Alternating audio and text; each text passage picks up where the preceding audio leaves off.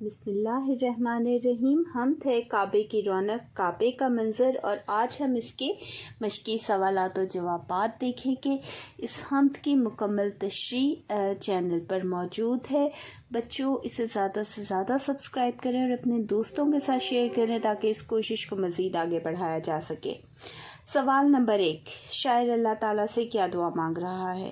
شاعر دعا مانگ رہا ہے کہ اللہ تعالیٰ بار بار اسے زندگی میں خانہ کعبہ کی زیارت کا موقع عطا فرمائے۔ سوال نمبر 2، شاعر کو اپنی دعاؤں کی قبولیت پر کیا یقین ہے؟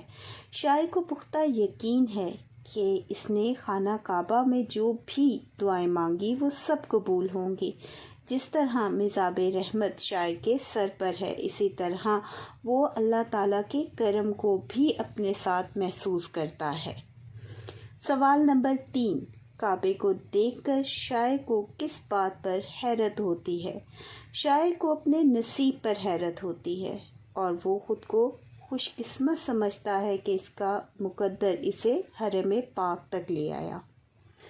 سوال نمبر 4، کہ لایا کہاں مجھ کو میرا مقدر کا کیا مطلب ہے؟ اس کا مطلب ہے کہ شاعر اپنی قسمت پر حیران اور شکر گزار ہے کہ اللہ تعالیٰ نے اسے اس عظیم مقام کی زیارت کا شرف عطا کیا۔ سوال نمبر 5، کعبہ میں گناہوں کی یاد آنے پر شاعر کا کیا حال ہوتا ہے؟ گناہوں کی یاد آنے پر شاعر کی آنکھوں سے آنسو بہنے لگتے ہیں اور شاعر توبہ اور مغفرت کی دعائیں مانگنے لگتا ہے۔ سوال، رویا غلاف کعبہ پکڑ کر سے کیا مراد ہے؟ اس سے مراد ہے کہ شاعر انتہائی عاجزی، ندامت اور گناہوں کی معافی کی شدت کے ساتھ اپنی معافی کا طلبگار ہے۔ سوال، حجر اسود کی اصلیت اور تقدس میں کیا کہا گیا ہے؟ کہا گیا ہے کہ حجر اسود کو اللہ تعالیٰ نے جنت سے بھیجا، یہ انتہائی مقدس اور بابرکت ہے۔ سوال، حجر اسود کی فضیلت کس عمل سے بڑھ جاتی ہے؟ حجر اسود کی فضیلت اس بات سے مزید بڑھ جاتی ہے کہ حضرت محمد صلی اللہ علیہ وآلہ وسلم نے اسے بوسہ دیا تھا۔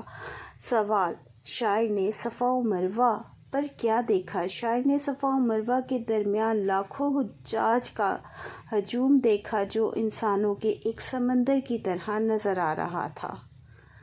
سوال، رب کے کرم کا جلوہ بھی دیکھا سے کیا مراد ہے؟ اس سے مراد ہے کہ سعی اور حج کے دوران شاعر نے اللہ تعالیٰ کی بے پناہ رحمتوں اور مہربانیوں کا مشاہدہ کیا۔ سوال، شاعر کی سب سے بڑی خواہش کیا ہے؟